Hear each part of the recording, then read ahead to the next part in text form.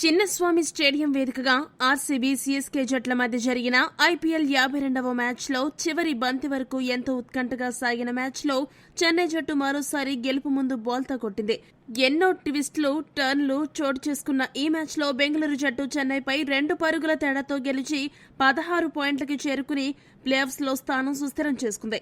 ఇక ఈ మ్యాచ్లో చెన్నై ఓపెనర్ ఆయుష్ మాత్రే అద్భుతంగా ఆడి చెన్నై గెలుపుని దాదాపు డిసైడ్ చేశాడు. అయితే చివర్లో ఫామ్ లో ఉండి సిక్సర్లు కొట్టే సత్తా ఉన్న దూబేకి బదులు ధోని బ్యాటింగ్ కి వచ్చాడు.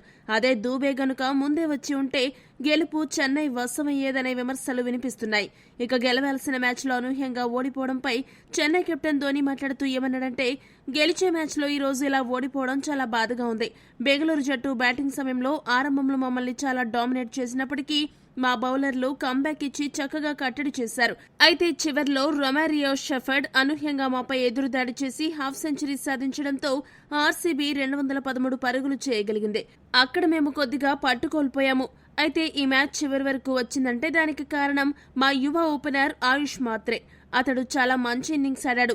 ఆయుష్ మాత్రేకి మంచి భవిష్యత్తుంది. ఇక జడేజా కూడా అతడికి చక్కటి సహకారం అందించాడు. అయితే చివర్లో నేను బ్యాటింగ్లో మరింత దూకుడు చూపించాల్సిందే. ఈ ఓటమికి బాధ్యత నేనే తీసుకుంటున్నా.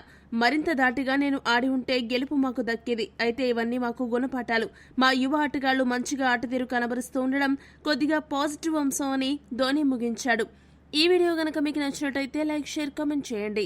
మరిన్ని స్పోర్ట్స్ అప్డేట్స్ కోసం మా ఛానల్ సబ్స్క్రైబ్ చేసుకోండి.